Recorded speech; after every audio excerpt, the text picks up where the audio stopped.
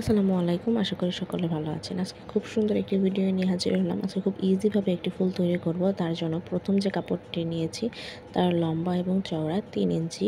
তো কাপড়টিকে আমি এখানে টোটাল 4 ভাঁজ করে নিচ্ছি। তো 4 ভাঁজ করে এবার 2 সাইডের আমি সেলাই করে নেব। তো প্রথম সাইডটি কিন্তু আমি সেলাই করে নিচ্ছি। আপনারা সেলাই করার সময় একটু সাবধানভাবে সেলাই করবেন। যেহেতু এখানে 4 পার্টের কাপড় সেহেতু সেলাই করতে কিন্তু একটু অসুবিধা হতে পারে। তো প্রথম সাইডটি কিন্তু আমার সেলাই করা হয়ে গেছে। এবার আমি দ্বিতীয় সাইডটি সেলাই করে নেব।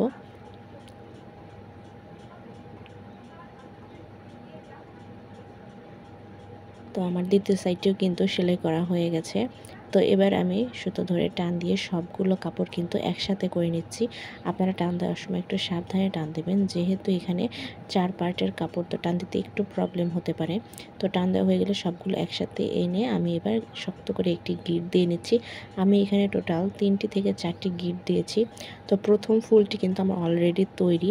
এবার আমি দ্বিতীয় পার্টের ফুলটি তৈরি করব। তো এখানে আমি 3 পার্টের কাপড় নিয়েছি। তো সেমভাবেই কিন্তু আমি লম্বা এবং চওড়া 3 ইঞ্চি করে রেখেছি। তো প্রথম কাপড়টিকেও 4 ভাঁজ করে আমি সেলাই করে আটকে নিচ্ছি।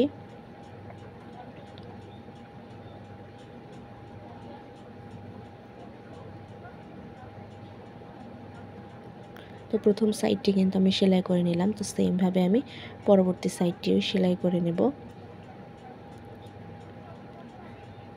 ব্যাস আমার একটা পাপড়ি কিন্তু সেলাই করা শেষ। তো সেমভাবে আমি বাকিটাও সেলাই করে নিচ্ছি। দুটো সেলাই করা শেষ। তো তৃতীয় নাম্বার যেটি, সেটিও কিন্তু আমি 4 ভাঁজ দিয়ে সেলাই করে নেব।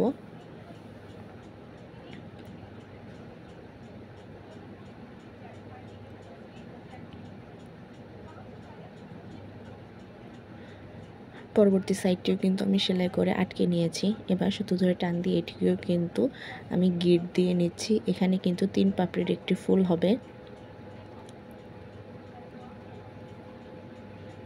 তো আমি শক্ত করে গিঁট দিয়ে কিন্তু এখানে আটকে নিচ্ছি। এখানেও সেমভাবে আমি 2 থেকে 3টি গিঁট দিয়েছি। আর আপনারা চেষ্টা করবেন একটু মোটা সুতা ইউজ করার জন্য, যেহেতু ছেড়ে না যায়। ব্যাস ফুলটি কিন্তু আমার রেডি। এবার আমি উপরের যে আগে যে ফুলটি বানিয়ে রেখেছিলাম সেটির উপরে এটি বসিয়ে দেব। আপনারা চাইলে এখানে সুই সুতো দিয়েও আটকে নিতে পারেন বা গ্লু ইউজ করতে পারেন। তো এখানে আমি একটি পুঁতি বসিয়ে দিচ্ছি। এইরকম টাইপের ফুল যদি আরও আপনারা দেখতে চান, তাহলে অবশ্যই আমার চ্যানেলটিকে ফলো এবং সাবস্ক্রাইব করে দেবেন।